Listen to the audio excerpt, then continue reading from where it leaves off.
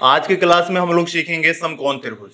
ठीक है, और इस क्लास में हम लोग समकोण त्रिभुज से रिलेटेड जितने भी कॉन्सेप्ट होंगे सारे देखेंगे और प्रैक्टिस के लिए अलग से वीडियो बनाएंगे। तो आइए स्टार्ट करते हैं आज की क्लास। जैसा कि हम लोग जानते हैं कि एक ऐसा त्रिभुज जिसका एक कोण 90 डिग्री हो, उस त्रिभुज को हम लोग समकोण त्रिभुज कहते हैं। वैसा त्रिभुज जिसका एक कोण समकोण हो उसे समकोण त्रिभुज कहते हैं। 90 डिग्री के सामने वाली भुजा को हाइपोटेनस यानी कर्ण कहते हैं, और समकोण बनाने वाली दोनों भुजा जिसमें से एक मेरा ए बी हो गया और दूसरा साइड मेरा बी सी हो गया, इन दोनों को हम लोग लेग्स बोलते हैं। ठीक है, जिसमें से एक को हम लोग परपेंडिकुलर यानी लंब बोलेंगे और दूसरी भुजा को बेस, जिसे हम लोग बी से डिनोट करते हैं, उसे हम लोग आधार बोलते हैं। ठीक है, और ये लंब और आधार ये फिक्स नहीं होता, ये दोनों एंगल पर डिपेंड करते हैं। जिस एंगल का हम चर्चा करेंगे, जैसे मान लो हम अगर एंगल सी का बात करें तो सी के सामने वाली भुजा लंब होगा और सी के लिए ये जो बीसी साइड है वो बेस होगा। अगर हम ए एंगल के अकॉर्डिंग देखें तो ए के लिए ए का सामने वाली भुजा यानी बीसी परपेंडिकुलर होगा और उस केस में ए बी है जो बेस होगा। तो हमें बस ध्यान रखना है कि वैसा त्रिभुज जिसका एक कोण 90 डिग्री हो वो समकोण त्रिभुज कहलाएगा। 90 डिग्री के सामने वाली भुजा को हम लोग कर्ण कहते हैं, बाकी दो भुजाओं को लेग्स बोलेंगे। सॉरी, यहाँ पर LEGS होगा, लेग्स बोलेंगे। लेग्स में से एक को हम लोग लंब बोलेंगे और दूसरी को आधार बोलेंगे। जिस एंगल का बात होगा उस एंगल के सामने वाली भुजा को लंब और जो दूसरी भुजा बच गया उसे हम लोग आधार बोलेंगे। ठीक है, अब बस याद रखना है कि जो कर्ण है इस ABC ट्रायंगल का सबसे बड़ी भुजा होती है। कर्ण ही ABC ट्रायंगल का यानी समकोण त्रिभुज का सबसे बड़ी भुजा होती है। अब देखिए पाइथागोरस थ्योरम। पाइथागोरस थ्योरम के अनुसार p² plus b² is equal to h², यानी लेग्स के स्क्वायर करके जब हम ऐड करेंगे तो हाइपोटेनस के स्क्वायर के इक्वल होता है। इसे हम लोग कोसाइन फार्मूला के जरिए प्रूफ कर सकते हैं। तो पिछले क्लास में हम लोग सीखे थे कि अगर कोई ट्रायंगल ABC दिया हुआ हो और इसके साइड A, B और C, A और C वाले साइड के बीच में एंगल थीटा हो तो cos theta is equal to C² plus A² minus B² C² plus A² minus B² divided by 2 into A into C। अगर हम इस केस में बात करें, हम यहाँ पर थीटा के जगह पर 90 डिग्री यूज करें तो होगा cos 90 is equal to C के जगह पर यहाँ पर इस साइड का नाम P हो गया, इस साइड का नाम B हो गया और इस साइड का नाम H हो गया। तो इस केस में हम लोग यूज करेंगे p² plus b² minus h² divided by 2pb। अब आगे यहाँ पर देखिए cos 90, इसे यहाँ पर लिख देते हैं। cos 90 का वैल्यू 0 डिग्री हो गया और यहाँ पर लिख लिए p² plus b² minus h² divided by 2pb। ये जो टर्म है ये टर्म उठकर जब ऊपर जाएगा तो ये 0 बन जाएगा। तो p² plus b² minus h² is equal to 0। तो p² प्लस b² बराबर h²। तो ये हो गया मेरा पाइथागोरस थ्योरम, यानी लेग्स वाले साइड को स्क्वायर करके जब हम ऐड करेंगे तो हाइपोटेनस के स्क्वायर के इक्वल होगा। ये हम याद रख सकते हैं, लंब स्क्वायर प्लस आधार स्क्वायर बराबर कर्ण स्क्वायर। अब नेक्स्ट पॉइंट देखते हैं।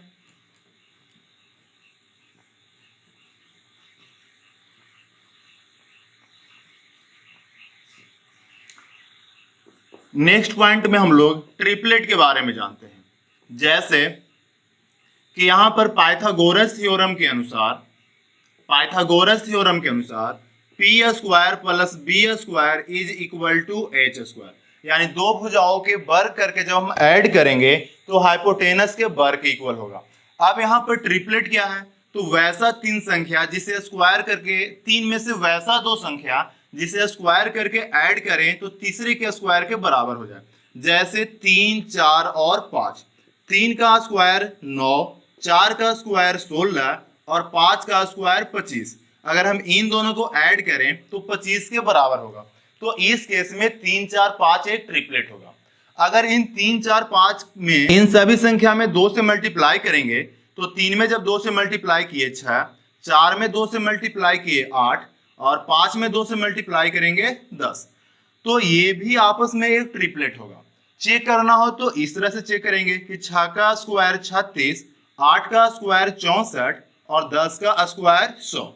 अगर इन दोनों को ऐड करें तो ये 100 के बराबर होगा। तो 6 8 10 भी एक ट्रिपलेट होगा। तो हमें याद रखना है जो बेसिक ट्रिपलेट है उसे।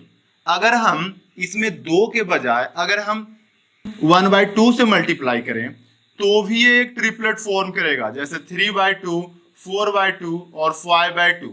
ये भी एक प्रकार का आपका ट्रिपलेट हो गया। अब हम लोग सीखेंगे कि ट्रिपलेट निकालते कैसे हैं।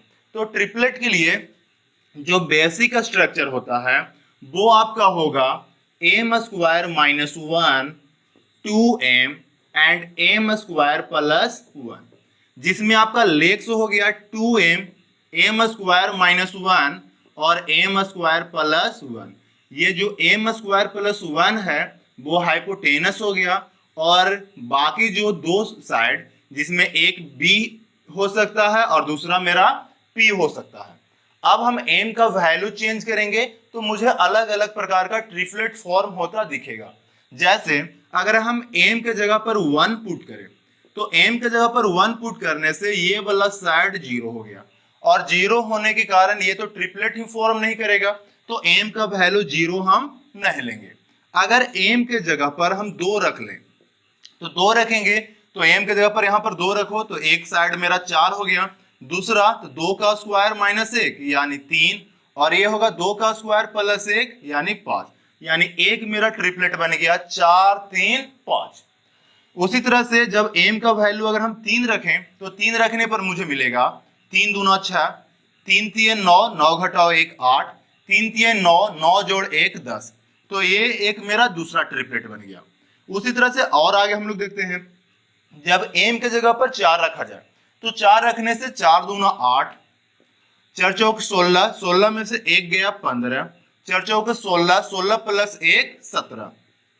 तो यहाँ पर 8 15 17 ये भी एक ट्रिपलेट बन गया।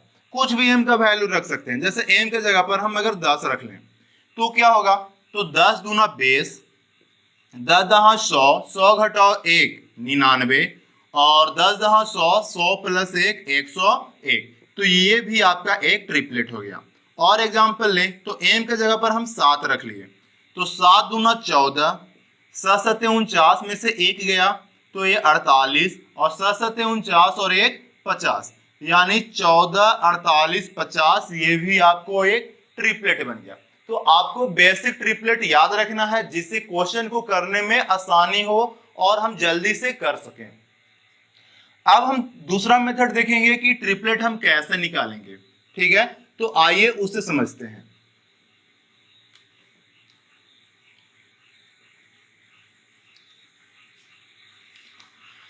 तो इस मेथड में हम लोग नंबर को 2 कैटेगरी में बांटेंगे। पहला मेरा इवन नंबर, दूसरा मेरा ऑड नंबर। ऑड और इवन के कॉन्सेप्ट पर हम ट्रिपलेट बनाने की विधि को सीखेंगे, कैसे हम लोग ट्रिपलेट बनाएंगे। तो सबसे पहले बात करते हैं हम ऑड नंबर का। तो ऑड नंबर में अगर मान लो कि मेरा कोई ऑड नंबर x है तो सबसे पहला स्टेप में हम x का स्क्वायर करेंगे, फिर इस स्क्वायर को हम हाफ कर लेंगे, और ये जो हाफ जो आया जिस संख्या के बीच में होगा, जिस इंटीजर के बीच में होगा, वही मेरा ट्रिपलेट फॉर्म होगा। जैसे मान लो कि कोई मेरा संख्या 3 है तो सबसे फर्स्ट स्टेप में 3 का स्क्वायर करेंगे तो 3 का स्क्वायर 9 हो गया, 9 का आधा करेंगे तो 9 का आधा हो गया 4.5। अब देखिए तो ये जो 4.5 है वो 4 और 5 के बीच में है, तो यहाँ पर एक मेरा ट्रिपलेट बनता दिख गया 3 4 और 5। तो अब याद रख लेना है कि ये जो मेरा 3 4 5 है ये एक मेरा ट्रिपलेट है। उसी तरह से अगर n के जगह पर यानी मेरा कोई एक नंबर हम मान लिया नंबर मेरा एक 5 है, तो सबसे पहले 5 का स्क्वायर करेंगे तो 5 का स्क्वायर 25, फिर 25 का आधा करेंगे तो 25 का आधा हो गया 12.5, और ये जो 12.5 है वो 12 और 13 के बीच में है। तो यहां पर एक फिर मेरा ट्रिपलेट बनता दिख गया, 5, 12 और 13। तो 5, 12, 13 भी मेरा एक ट्रिपलेट हो गया। तो इस तरह से याद रखना है, सबसे पहले संख्या का हम वर्ग करेंगे, वर्ग करके उसे आधा कर देंगे और वो आधा हुई संख्या जिस दो इंटीजर के बीच में हो वही मेरा ट्रिपलेट होगा। अब और आगे एग्जांपल देखते हैं। जैसे हम एक संख्या 7 माने तो 7 का हम वर्ग करेंगे तो 7 का वर्ग हो गया 49। 49 का आधा करेंगे तो ये होगा 24.5। अब 24.5 किन दो संख्या के बीच में होगा? तो ये होगा 24 और 25 के बीच में। तो यहाँ पर ट्रिपलेट बन गया 7, 24 और 25। और एक और एग्जांपल में लिए 9, तो 9 का वर्ग किए तो 81। 81 का आधा करेंगे तो ये होगा 40.5 और 40.5 है जो 40 और 41 के बीच में है। तो यहां से एक ट्रिपलेट बन गया 9, 40 और 41। तो बस याद रखना है, ट्रिपलेट अगर हम ऑड नंबर का बना रहे हैं तो पहले संख्या का वर्ग करेंगे, वर्ग करने के बाद उसे आधा करेंगे और ये जो संख्या जिस इंटीजर के बीच में हो उसी से ट्रिपलेट फॉर्म होगा। अब देखते हैं हम लोग इवन के केस में इवन का क्या कॉन्सेप्ट है। जैसे मान लिए कोई इवन संख्या मेरा है, कोई x है, तो इस बार हम सबसे पहले संख्या को हाफ करेंगे, हाफ करने के बाद इसे हम स्क्वायर करेंगे और ये जो जो दो संख्या के बीच में होगा उसी से ट्रिपलेट बनेगा। ऑड वाले केस में स्क्वायर किए थे तब हाफ किए थे, और इवन के केस में पहले हम हाफ करेंगे और उसके बाद स्क्वायर करेंगे। जैसे हम एक नंबर लिए 4, तो 4 का पहले हम आधा करेंगे तो 4 का आधा 2 हो गया, 2 का फिर स्क्वायर करेंगे तो 2 का स्क्वायर हो गया 4। अब ये जो 4 है वो किन दो संख्या के बीच में है? तो 3 और 5 के बीच में है। तो ये एक मेरा ट्रिपलेट बन गया 4, 3 और 5। अगर हम एक नंबर 6 माने तो सबसे पहला 6 का हम आधा करेंगे तो 6 का आधा 3 हो गया, फिर 3 का स्क्वायर करेंगे तो 3 का स्क्वायर 9 हो गया। 9 किन दो संख्या के बीच में है? तो 9, 10 और 8 के बीच में है। तो ये एक ट्रिपलेट बन गया 6, 8 और 10, 6, 8 और 10। तो इवन के केस में हमें करना क्या होता है? सबसे पहले नंबर को हम हाफ करेंगे, हाफ करने के बाद उसे स्क्वायर करेंगे और जो स्क्वायर हुई संख्या जिस दो संख्या के बीच में हो वही ट्रिपलेट होगा। अब और एग्जांपल देखें। जैसे मान लिए कि एक संख्या मेरा 10 है, ये एक इवन है, इसका ट्रिपलेट निकालना हो तो सबसे पहले 10 को हम आधा कर लेंगे तो 10 का आधा हो गया 5, फिर इसे वर्ग कर लेंगे तो 5 का स्क्वायर हो गया 25, और 25 किसके बीच में है? तो ये 24 और 26 के बीच में है। तो यहां से एक ट्रिपलेट बन गया 10, 24 और 26। और एग्जांपल लेते हैं। जैसे मान लिए 12, तो सबसे पहले 12 का आधा करेंगे तो 6 का स्क्वायर किए 36, और 36 किसके बीच में होगा? तो 35 और 37 के बीच में। तो 12, 35 और 37 ये एक ट्रिपलेट बन गया। तो अभी हम लोग सीखे ट्रिपलेट निकालने का मेथड। सबसे पहला तो ये देखे थे जो बेसिक फॉर्म है 2m, 2m, 2m, m square minus 1 और m स्क्वायर प्लस 1, या फिर इवन और ऑड के कंसेप्ट पर निकालेंगे। इवन वाले केस में सबसे पहले संख्या का हाफ करेंगे, हाफ करने के बाद स्क्वायर करेंगे, और ऑड के केस में तो सबसे पहले हम लोग स्क्वायर करेंगे और उसके बाद हाफ करते हैं। ठीक है, तो ये था पाइथागोरस थ्योरम, और पाइथागोरस में जो ट्रिपलेट यूज होता है उसे कैसे निकालेंगे वो हम लोग सीखे। अब नेक्स्ट पॉइंट, चलिए अब हम लोग सीखेंगे इसका कुछ और कॉन्सेप्ट जो बेसिक फार्मूला होते हैं वो, और उन्हें आप नाम से याद नहीं रखे, उसे बस विजुअलाइज करना है। जैसे कि अगर हम एरिया का बात करेंगे तो एरिया समकोण त्रिभुज का होता है हाफ p इंटू बी। तो बस इसे इस तरह से याद रखिएगा, हाफ लेग्स का प्रोडक्ट, नाम के आधार पर नहीं, नाम आपका कुछ भी हो सकता है, या फिर फिगर को बस समझना है। अगर इस फिगर को हम इस तरह से दे दिए तो फिर इसमें कंफ्यूजन होगा। तो बस ये नाम से नहीं बल्कि विजुअलाइज करना है कि जो 90 के अगल बगल वाला साइड है उसे प्रोडक्ट करके और 2 से डिवाइड किए थे। तो अब मैं जो भी आपको बताता हूं उसे बस विजुअलाइज करना है, ठीक है, और रट्टा भी साथ में नहीं मारना है। तो सबसे पहला पॉइंट, और इसे नोट कीजिएगा और समझिएगा। सबसे पहले मान लिए कि एक मेरा ट्रायंगल है, ट्रायंगल ABC, जिसमें बी मेरा 90 डिग्री है। अब इसका एरिया क्या होगा, तो किसी भी ट्रायंगल का एरिया होता है half A B sine theta. A और बी क्या है, तो मान के चलो इस तरह से कि एक ट्रायंगल है जिसका दो साइड पता है मुझे, एक ए है और दूसरा बी है, और इन दोनों के बीच का जो एंगल है वो एंगल थीटा है। तो इस केस में इस ट्रायंगल का एरिया होगा half A B sine theta. अब इसी का यूज हम इस केस में करेंगे। तो हाफ, ये एंगल पता है, तो जो एंगल मुझे पता है उसके अगल और बगल वाले साइड को देखते हैं। तो हाफ P इंटू बी, और ये जो एंगल है वो 90 डिग्री है, तो साइन 90 डिग्री। अब यहाँ पर साइन 90 डिग्री का वैल्यू 1 होता है, तो ये जो एरिया होगा वो हो गया हाफ पी बी। तो अब हमें याद रखना है कि समकोण त्रिभुज का जो एरिया होता है वो होगा 1/2 P गुना बी, 1/2 गुना लंब गुना आधार। तो ये तो सभी को पता होगा। अब आगे हम लोग सीखते हैं। अब मान के चले P पॉइंट से AC पर हम परपेंडिकुलर डाल दिए, P पॉइंट से AC पर हम BD एक परपेंडिकुलर डाल दिए। यहां पर हमें तीन ट्रायंगल बनता दिख रहा होगा, एक ट्रायंगल ABD, दूसरा मेरा BDC, और तीसरा जो पहले से बना हुआ था ABC। तीनों का तीनों एक समकोण त्रिभुज होगा और तीनों का तीनों सिमिलर भी होगा। तो इसमें जो फॉर्मूला होता है मैं सारे पहले लिख देता हूं और फिर सारे को प्रूफ करूंगा। तो सबसे पहला केस होगा BD is equal to P गुना B डिवाइडेड बाय H। ठीक है, इसे इस तरह से याद रखेंगे।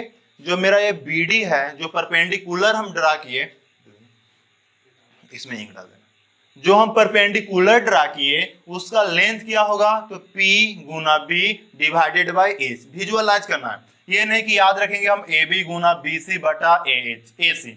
याद रखेंगे ये निकालना है, तो इन दोनों को प्रोडक्ट करेंगे और ये जो साइड है हाइपोटेनस है उससे डिवाइड कर देंगे।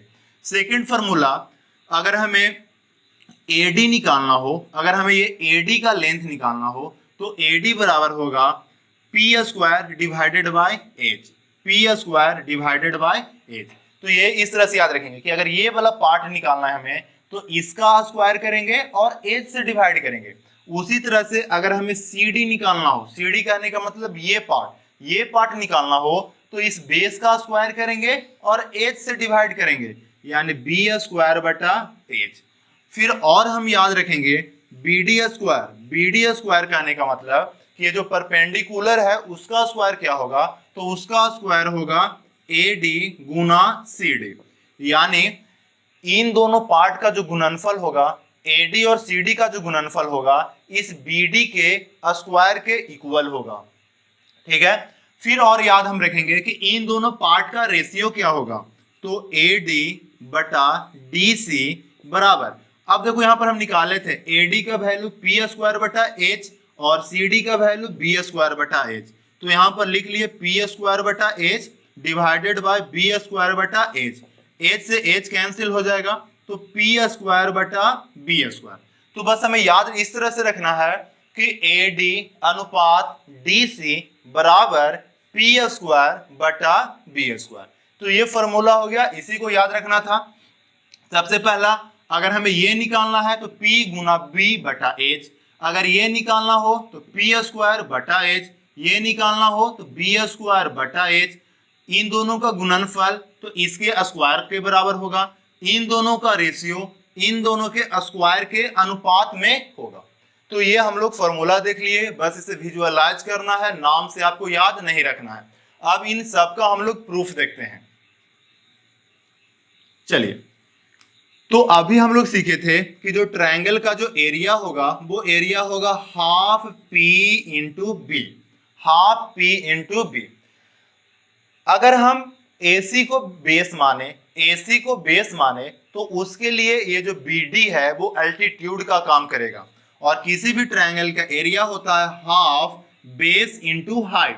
तो बेस हो गया H और हाइट हो गया BD,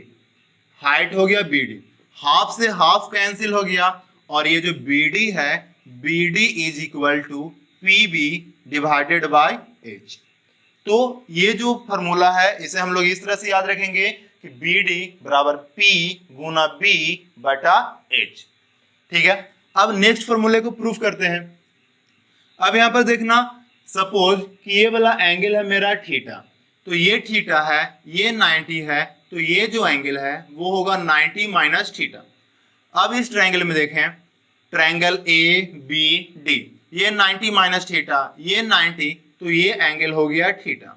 ये टोटल एंगल 90 है जिसमें ये थीटा है, तो ये एंगल हो गया 90 माइनस थीटा। तो तीनों ट्रायंगल में एक एंगल 90, एक थीटा, एक 90 माइनस थीटा। इसमें भी अगर देखें तो ये 90, ये थीटा, ये 90 माइनस थीटा। तो तीनों ट्रायंगल एक समकोण त्रिभुज होगा और साथ ही साथ एक दूसरे के सिमिलर होंगे। तो सबसे पहले बात करते हैं हम बड़ा वाला triangle, triangle A B c, और इसी के सिमिलर ये छोटा वाला ट्रायंगल में देखो, तो ए के करस्पॉन्डिंग एंगल छोटा वाला में तो ए है ही, बी पर 90 है, पर इसमें 90 डी पर है, सी पर थीटा है और इसमें बी पर थीटा है, तो a B c similar a d b. अब यहां पर देखो 90 के सामने इसमें है, 90 के सामने छोटा वाला में पी है और बड़ा वाला में 90 के सामने एच है। तो यहाँ पर पहले हम बड़ा वाला लिखें तो बड़ा वाला का नाम लिखेंगे, तो 90 के सामने बड़ा वाला में एच हो गया और छोटा वाला में 90 के सामने पी हो गया, तो एच बाई पी। बड़ा वाला में थीटा के सामने ये पी हो गया और छोटा वाला में थीटा के सामने ये मेरा एडी हो गया। तो इस तरह से AD is equal to p square divided by H.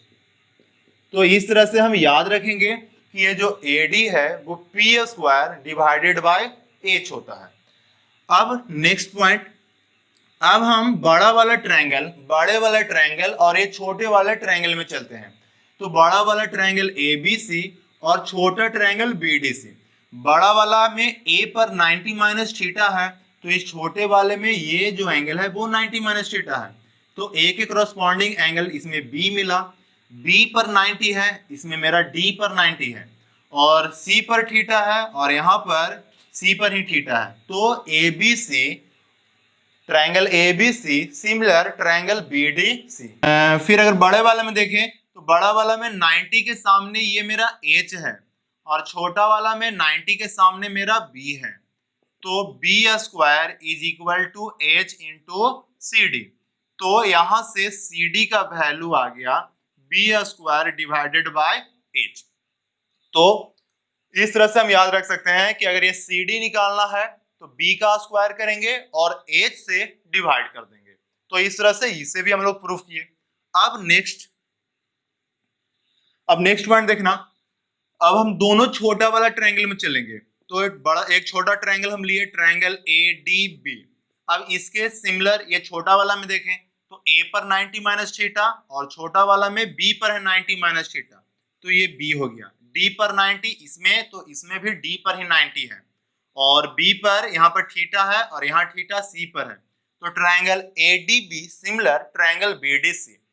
अब आगे देखते हैं कि यहाँ पर देखो ये थीटा है, थीटा के सामने यहाँ पर AD है, थीटा के सामने यहाँ पर AD है और इसमें थीटा के सामने BD है, तो AD divided by BD is equal to, और यहाँ पर देखो ये जो 90 माइनस थीटा है, 90 माइनस थीटा के सामने इसमें BD है और 90 माइनस थीटा के सामने यहाँ पर CD है, तो ये हो गया BD डिवाइडेड बाय CD। तो एक दूसरे को मल्टीप्लाई किए, क्रॉस मल्टीप्लाई, तो BD square is equal to AD into CD, यानी इसका जब हम स्क्वायर करेंगे तो इन दोनों के प्रोडक्ट के इक्वल होगा। ठीक है, अब नेक्स्ट पॉइंट, चले अब हम लोग नेक्स्ट पॉइंट अपना देखेंगे इन रेडियस ऑफ ट्रायंगल। ठीक है, तो जैसे ये मेरा एक राइट एंगल ट्रायंगल हो गया, ये हो गया मेरा A B और C। इन रेडियस कहने का मतलब कि इन सर्कल के रेडियस को हम लोग इन रेडियस बोलेंगे और इसे हम लोग R से डिनोट करेंगे। किसी भी ट्रायंगल का, ये याद रखना है, किसी भी ट्रायंगल का इन रेडियस का फॉर्मूला होता है R is equal to delta बटा S। डेल्टा इस किसी भी ट्रायंगल का एरिया होगा और S उस ट्रायंगल का सेमी पेरीमीटर होगा। अब हम देखते हैं राइट एंगल ट्रायंगल में, तो ये मेरा P हो गया, ये मेरा B हो गया और ये मेरा H हो गया। तो इस केस में अगर R के लिए फॉर्मूला निकाले तो सबसे पहले मुझे निकालना होगा डेल्टा।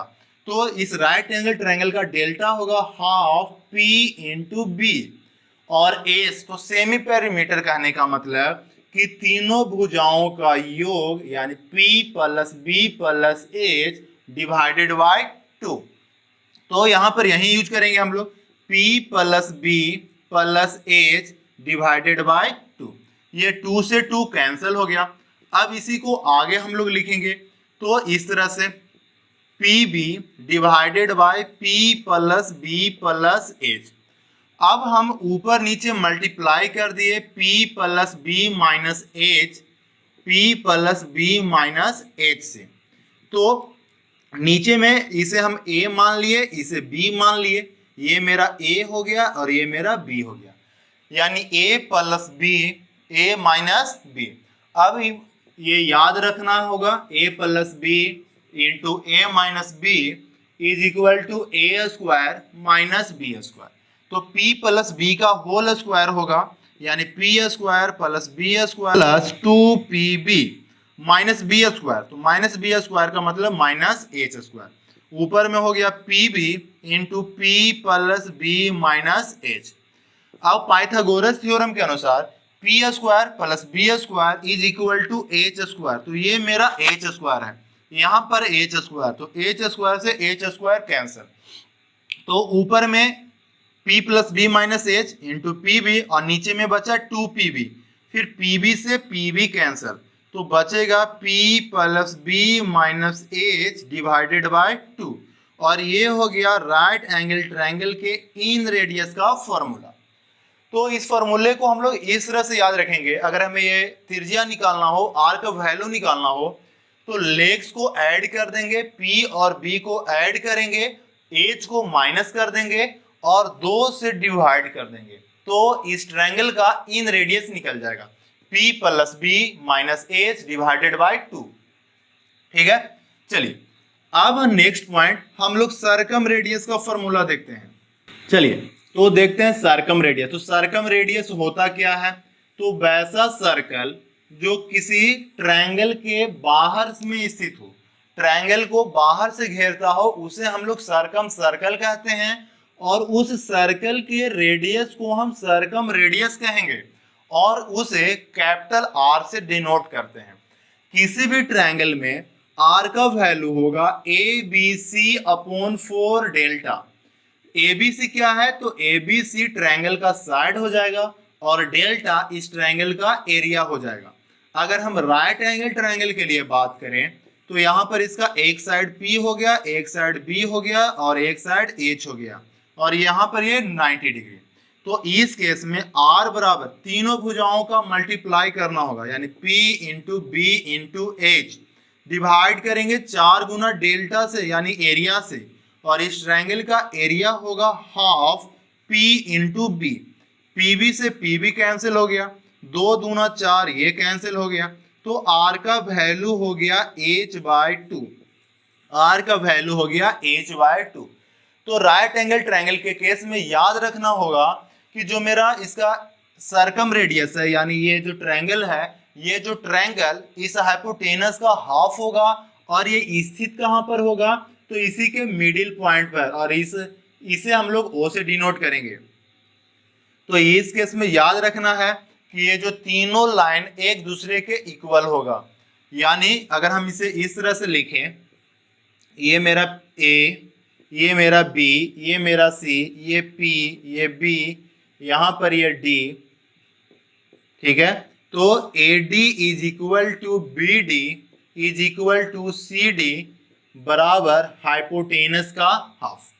तो याद रखना था इनर रेडियस के केस में हम लोग यूज करेंगे P plus B minus H by 2, और सर्कम रेडियस के केस में याद रखना है H बाय 2। ठीक है, अब नेक्स्ट पॉइंट, चलिए नेक्स्ट पॉइंट ये हम लोगों को देखना है relation between R P and B। ठीक है, अब हमें रिलेशन देखना है सर्कम रेडियस इन रेडियस, परपेंडिकुलर और बेस के बीच में। ठीक है, तो यहां पर देखिए ये मेरा P हो गया, ये मेरा B हो गया, ये मेरा 90 डिग्री। तो कुछ देर पहले पढ़े थे R बराबर P plus B minus H divided by 2। इस 2 को हम यहां ले लाए तो 2R is equal to P plus B minus H। H को हम लेफ्ट साइड ले लाते हैं तो 2R plus H is equal to P plus B।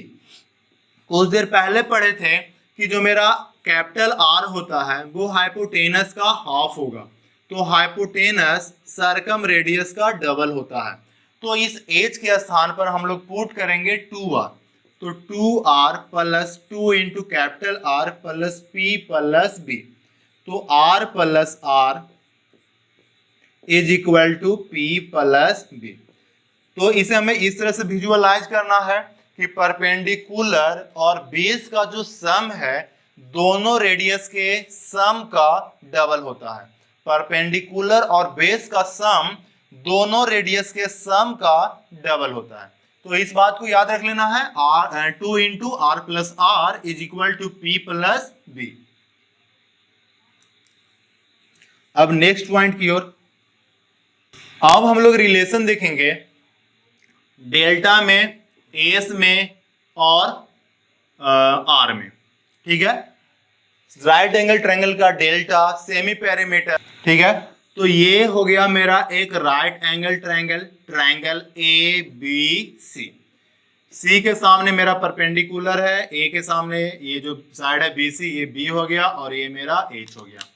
तो अभी हम लोग पढ़े थे आर बराबर डेल्टा बटा एस, तो याद रख लेना है डेल्टा बराबर होगा आर इंटू एस। तो डेल्टा बराबर आर इंटू एस हो गया, तो डेल्टा बराबर आर, आर का वैल्यू अभी पढ़े थे P plus B minus H divided by 2 into semi perimeter. यहां पर हम कुछ इस तरह से किए, एक बार H ऐड किए, H फिर सब्ट्रैक्ट कर दिए और पहले से ये माइनस H था, इस ये करने से कोई फर्क नहीं पड़ेगा, divided by 2 into S।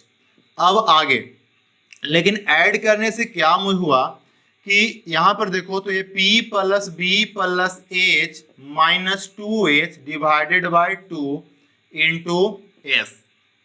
Next, अब देखना यहां पर कि 2 से डिवाइड करना है तो इसमें भी एक साथ डिवाइड करेंगे और इसे अलग डिवाइड करेंगे, तो P plus B plus H divided by 2 minus 2H में 2 से डिवाइड करेंगे तो ये H आ गया इंटू S।